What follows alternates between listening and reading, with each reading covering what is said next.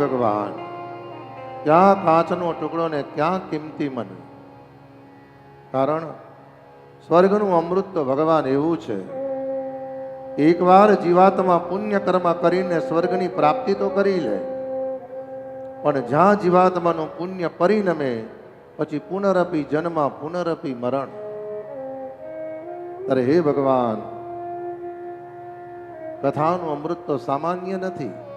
કે છે ને પ્રભુ, તવ કથામૃતમ તપ્ત જીવનમ કવિ વિરીડિતમ કલ્મષાપઃ. શ્રવણ મંગલો શ્રીમદાતત ભુવિ ગૃહંતિ તે ભૂરિદા જના. જયતિ તેદિકં જન્મનાવ્રજં સયત ઇન્દિરા શશ્વતત્ર. દયિત દ્રશ્યતા દીક્ષુતાવતા સ્વૈધૃતાસ્તવ સ્વામી ચિંતતે. ધૃતાસ્તવ સ્વામી ચિંતતે સ્વૈધૃતાસ્તવ સ્વામી ચિંતતે. ભગવાન ઇન્દ્રએ સુખદેવજીને વંદન કર્યા. એટલી જ વારમાં બ્રહ્માના મનમાં વિચાર આવ્યો કે લાવ, અને બ્રહ્માજીએ તાજવા લીધા અને મનમાં વિચાર કર્યો કે એક પલનામાં અનેક પુરાણ પધરાવું અને એક પલનામાં શ્રીમદ ભાગવત મહાપુરાણ પધરાવું. એ શ્રીમદ ભાગવત છે, કેવલ પુરાણ નથી. ઇતિ શ્રીમદ ભાગવતે મહાપુરાણે વૈવાસિક મન્વંતરે. યાને આ મહાપુરાણ છે, જેમાં એક નહીં અનેક ગ્રંથોનો વૈષ્ણવો સમાવેશ કરવામાં આવ્યો છે.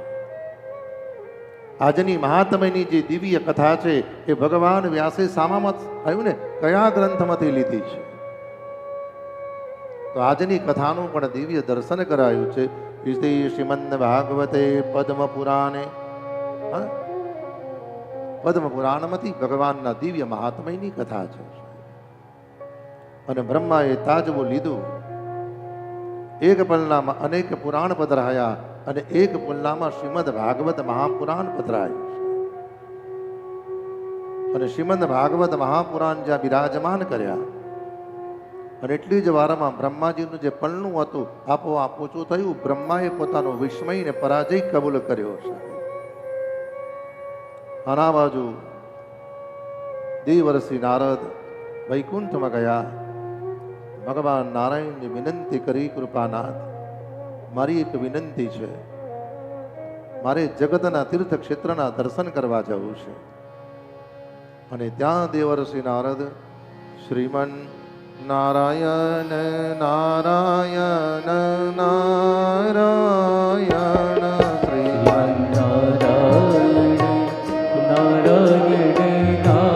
નારાયણ બદરી નારાયણ નારાયણ નારાયણ.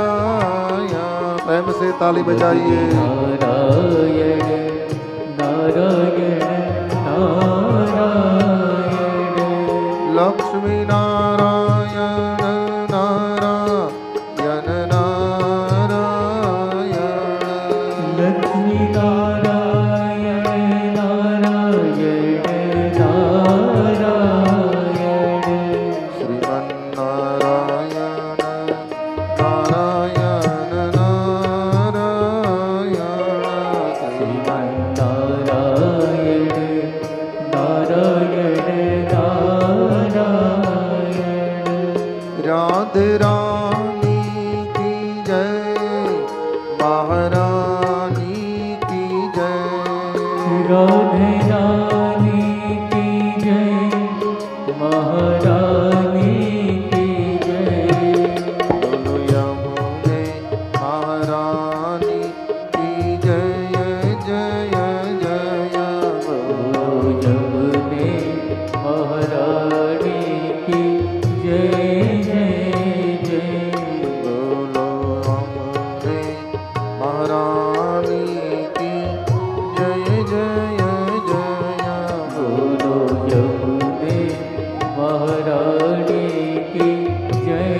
જય